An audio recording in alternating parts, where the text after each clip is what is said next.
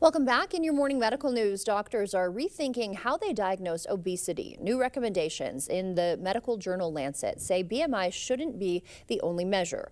Instead, experts say doctors should look at body fat and actual health issues, not just a number on the scale. The change could mean many people currently labeled as obese may not be. What we're trying to do is use still the BMI as a first pass screening tool, but then really drill down on who is at risk for medical complications from being overweight or obese. If the guidelines are widely adopted, it's expected some doctors may treat fewer people for obesity. And a startling new study on America's dementia risk. As Americans live longer, researchers now predict cognitive decline will double by 26, affecting 1 million people each year. Here's Stephanie Stahl.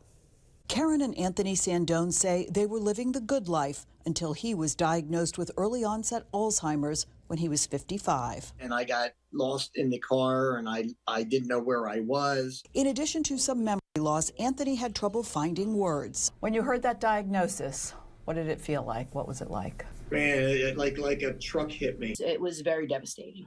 Yeah, it really was. Now they're working with the Alzheimer's Association to raise awareness about the memory-robbing type of dementia that's growing.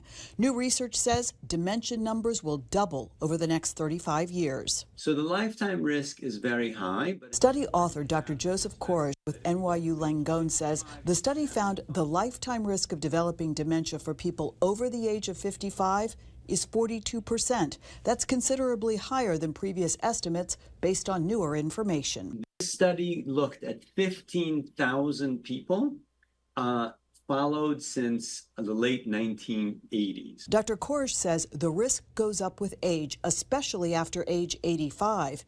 He says the research highlights the need for more preventative measures. The things that prevent heart disease, like low blood pressure, no diabetes, no smoking, and then physical activity, sleep. Then later there's a lot more hearing loss, and I'd have people address hearing and vision loss and avoiding social isolation. The Sandones say it took 2 years to get the diagnosis. With early onset, there are medications that can slow progression, which Anthony is taking. So we do think that it's helping, and we're certainly grateful that he was a candidate. Celebrating 15 years of marriage and hoping for many more.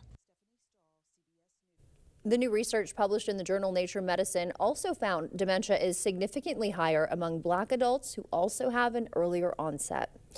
Choma Health and Versiti Blood Center of Wisconsin collaborating again today for the second day of their blood drive.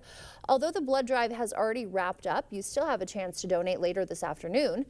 The drive, located at Toma's Recreation Park, requires donors to be in good health, at least 17 years old, and weigh at least 110 pounds. The blood centers say blood donations are always needed, but are especially in the winter.